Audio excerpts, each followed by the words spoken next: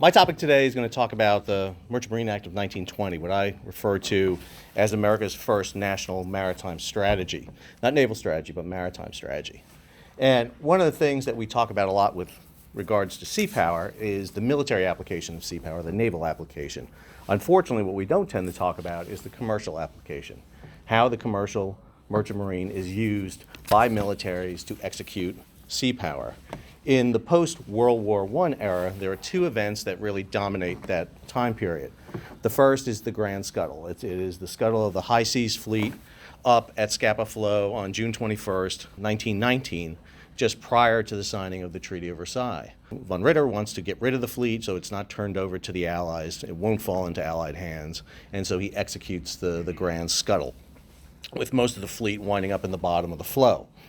Then, a few years later, we have the Washington Naval Conference, November 12th of 1921 to February 6th of 1922.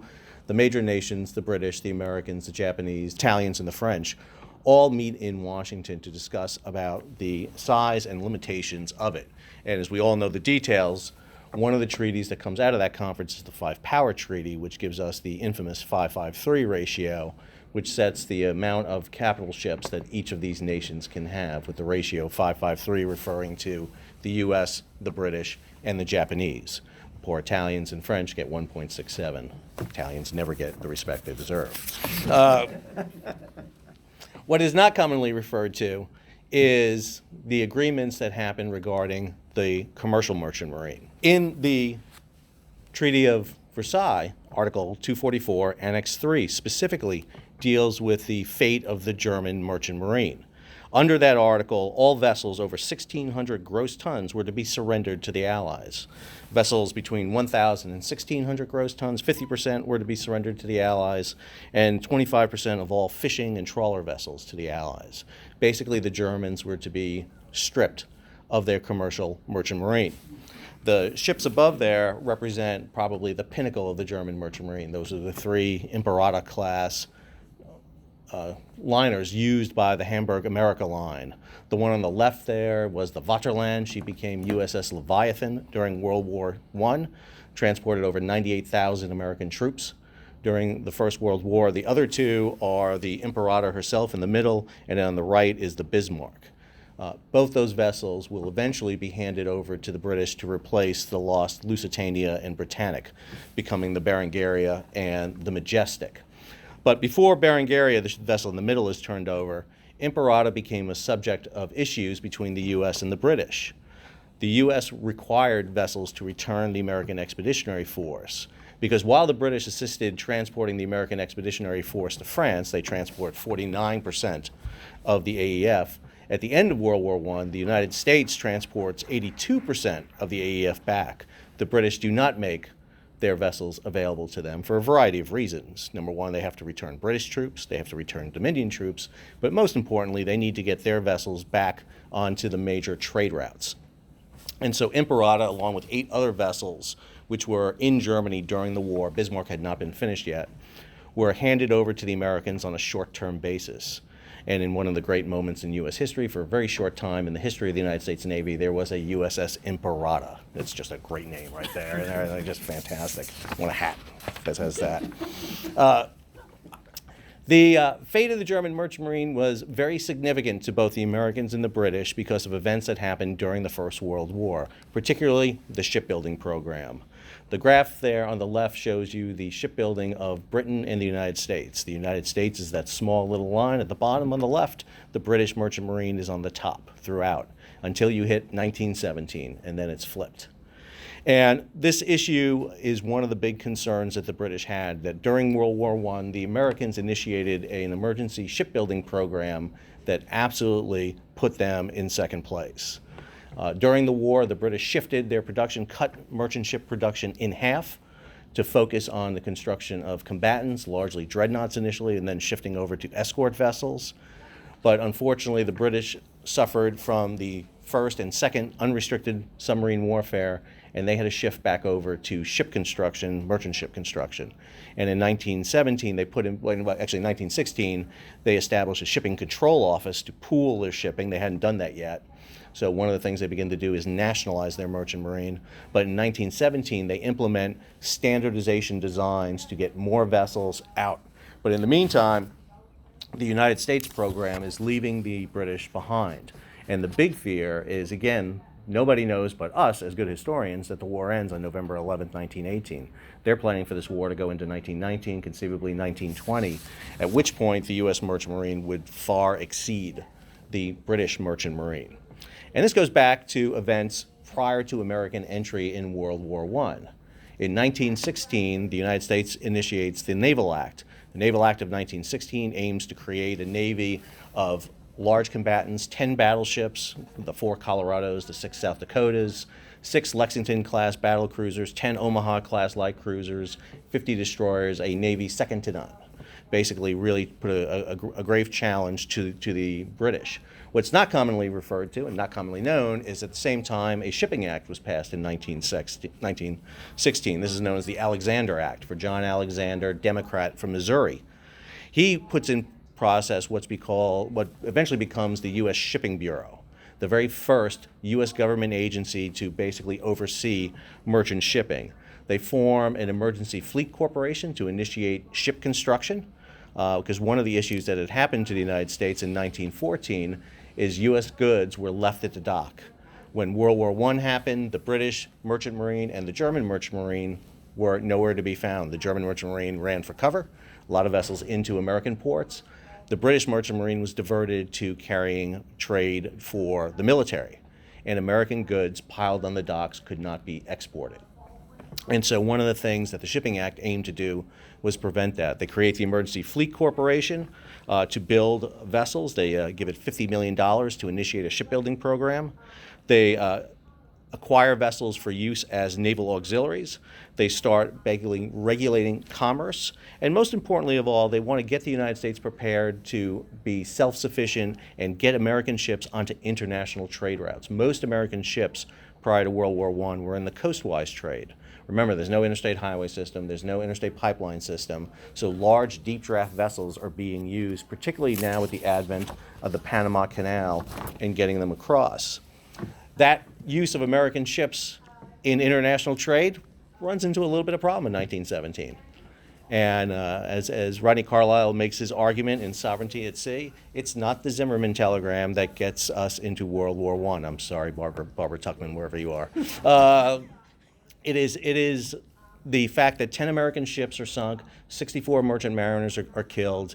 And again, if you don't believe me, read Wilson's statement to Congress. He speaks about the Zimmerman telegram once, and he talks the rest of the time about the sinking of ships as an attack on American sovereignty. And that attack is what's going to eventually lead to it.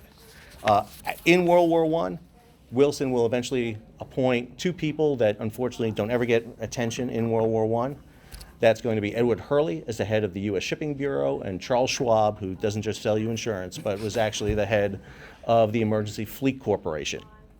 And Hurley and Schwab will initiate a 5-step program to get the United States the ships it needs through commandeering, through nationalization, and most importantly, through the construction of a massive shipbuilding program that is paled only by the shipbuilding program of World War II. During World War I, the United States has to take part in the deployment and fielding of a 2 million person American Expeditionary Force, 43 divisions. That's what gets over there. The envisionment is 80 divisions, 4 million troops coming across. There was a panel earlier today when they were talking about World War I, they were talking about World War II logistics, and they said the view of World War I naval logistics, U.S. Navy logistics, was it was simple. It was one theater, it was an easy stream, and I would vehemently disagree with that. I think there was a lot of issues for the United States to deploy 36 destroyers to Queenstown, units to Brest, units to Gibraltar. Americans Navy had to take over 10 German freighters, turn them into cargo vessels, had to commandeer 6 tankers from the U.S. Merchant Marine to provide the oil for those destroyers that were running around there. There was a lot. To get the support for the AEF, by the end of the war, the Naval Overseas Transportation Service, which was created in January of 1918, goes from 73 ships to 450 ships, with another 200 earmarked to be deployed over and transferred as they come online. And not to mention the transport of the AEF. In the first half of the war for the United States, from roughly April of 1917 all the way through March of 1918, the United States is able to deploy 6 divisions to Europe. But the fact is we lack the adequate transportation to get more ship divisions over. The reason divisions don't leave in large number till March is because the National Guard, the National Army divisions, the 32 of them show up in camps in July and August of 1917. It takes 6 months to train them. That coincides with the Kaiserschlag, the Kaiser's attack, the Spring Offensive, which scares the British. And for the first time, the British agree to release 124 ships to the U.S. for 4 months to transport over 24 divisions, with the caveat that the first 10 divisions that come over go to the British sector. And after that, the Americans are on their own for really transporting their forces over. And so the Americans come out of World War I, the Navy, with the experience that we need a merchant marine to draw upon for auxiliary vessels, cargo vessels, tankers, and for transports. There's a massive shipbuilding program underway to build 99 troop ships during World War I. The British come out of the war with a different perspective. They got hammered. The British Merchant Marine suffers greatly. During the course of the war, the British Merchant Marine will fall 14.6%. They'll be at 18 million tons. Now, they're still the biggest merchant marine in the world, but they took a serious hammer. But the number that scares them the most is the United States. The United States grows 78.2%. They're at 9.6 million. That's in October of 1918. The most ships the U.S. will build will be in 1919 going into 1920. And so the British sit there poised for the Americans to be compatible with them going forward. Again, we talk about 553, we talk about the U.S. being even with the British in terms of battleships, but what the British did not want is the U.S. to be even with them in terms of commercial vessels. Why is this happening? Why is all of a sudden this program such a massive threat to the British, and why are the Americans now all of a sudden doing it? We've talked about the military aspect, but there's also a technological aspect that the U.S. are doing that the British are terrified of. The shipbuilding program built by the United States, which is massive, 3,148 ships planned, 2,314 completed, again, paled only by what we do in World War II, building 5,777 ships. The ships we're building, while they're a mixed bag, you have steel vessels, you have some weird wooden ships, which you can go see sunk at Mallows Bay right now. There's some concrete vessels, but there's an overwhelming number of them are steel, modern vessels, very large, 8,000-ton cargo vessels like the West class, like the Hog Islanders. But what makes those vessels so scary to the British is the fact that they're oil-fired. They use oil as their main propulsion fuel. Prior to World War I, coal was the major fuel source for all vessels, and the British had a huge advantage in this. Not that they had more coal than us, but they had overseas bases from which where to coal. If you use coal on a commercial ship, coal takes up a lot of room. It steals from your cargo space. And if you need to refuel overseas, you need to have coal stockpile. If you don't have those coal stockpiles overseas, you need to bring enough coal for the return voyage. That steals from your cargo holds. Oil changes the entire scenario because oil is stored in the double bottom. It doesn't take up any room. Matter of fact, it takes the place of your ballast. And now all of a sudden it's also more efficient. You get more power out of it. You can steam longer ranges. And the U.S. doesn't need Singapore, Gibraltar, Aden, Falklands. They don't need bases. They can go wherever they want. And that's the threat the Americans see on the high seas, is that American ships are going to come out and now rival the British for their entity. And that's why the U.S., immediately after World War I, attempts to create a maritime strategy to enact this. 3 major players. On the right there, Congressman William Stedman Green in 1919 will introduce a bill that will eventually become the Merchant Marine Act of 1920. On the left, the first CNO of the Navy, William S. Benson, becomes the 3rd chairman of the U.S. Shipping Board. And as the chairman of the U.S. Shipping Board in 1920, he says this: "Constant protection can only come from an ample Navy and a permanent merchant marine. Under our own flag, a merchant fleet of adequate size for our peacetime commerce, manned by American citizens whose loyalty will keep them at their posts when dangers come and whose experience will equip them for higher office in our non-combatant fleet when it serves as an auxiliary to our Navy, is not a mere instrument of commerce, it is a necessity." Benson gives the justification for the government to remain in the business of shipping and accurately states, with his experience as the first chief of naval operations during World War I, why we need to have it. In the center is Senator Wesley Jones. Wesley Jones will have a hearing on this, a massive 2,000-page hearing. Fantastic reading. Recommend it to everybody. Fantastic. Everyone in the merchant industry is there. They all talk about it. And what Wesley Jones comes away with, and this is the act is referred to as the Jones Act. You'll hear that term used a lot with it. He says this: when the war began, we had practically no ships under the American flag on the high seas. Practically the only shipping we had was in our coastwise trade, built up under our coastwise laws. One of the provisions left of this law that still exists today is the protection for the coastwise fleet. This is why it's in there. And if we had not built up the merchant marine under the coastwise laws, the result of this war might have been far different.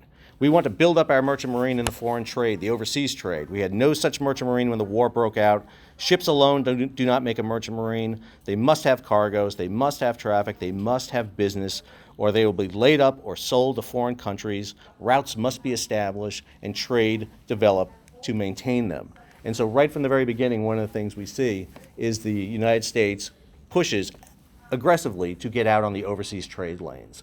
Routes that did not exist prior to World War I will see American ships on them, American companies. If there are not American companies willing to get on those routes, then U.S. companies or U.S. government corporations will be created to get them on the route and then sold to commercial interests. And as those ships get out there, we see the decline in the shipbuilding start to happen.